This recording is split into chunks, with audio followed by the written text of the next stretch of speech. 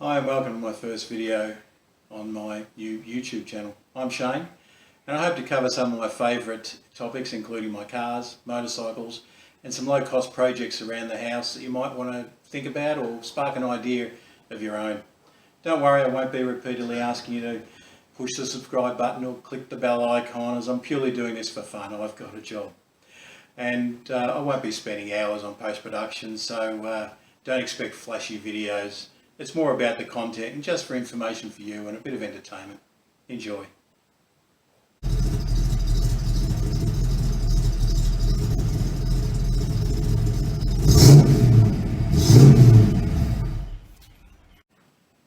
Okay, to kick off, just to give you an idea of what's coming, I'm going to do a 12-month owner review on the 2018 Honda Goldwing, a build review on the 1969 Mustang convertible, and also a look at a 1990s Ford Capri convertible we also have here.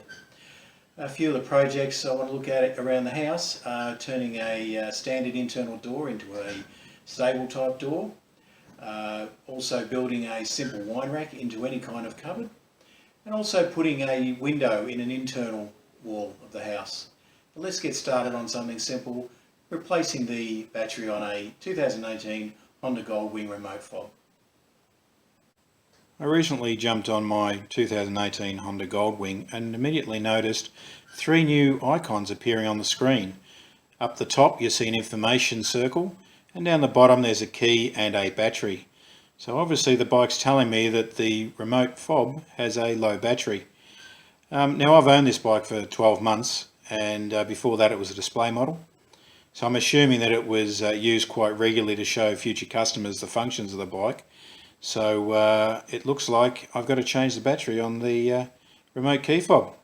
And off we go. Alright, to replace the battery on a 2018 plus Honda Goldwing remote fob, you're going to need a small lever of some sort, either screwdriver or a knife or something like that, and a battery. Now these batteries are 2032. You'll only need one. I've bought two just for a spare. And the other thing I need to mention too is that another two indicators of a flat battery on these remotes is that when you turn the bike on, the remote LED will flash 5 times. The other one is when you have a decrease in the range of when it activates or recognises by the bike. Okay, so let's get started. Okay, what we need to do is, with this remote, always make sure that is actually this part which contains all the electronics stays closest to the ground. This is purely just a top. So to get the actual top and the remote separated, what we need to do is remove the key using this button. So we'll pop the key. That pops out the end. Now this is actually your lever to actually crack the case of the remote control. So we insert it in there and we lever the key upwards, which then cracks the case of the remote control, and then we gently separate it. Okay, so there we have the battery exposed. So what we need to do is, just using the simple lever, bring the battery out, discard that appropriately, put the new battery in, nice and firm, and then replace the top. Now we'll just clip that all closed,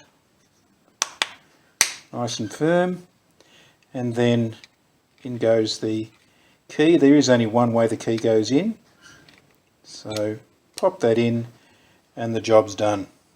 You'll notice now I've replaced the battery.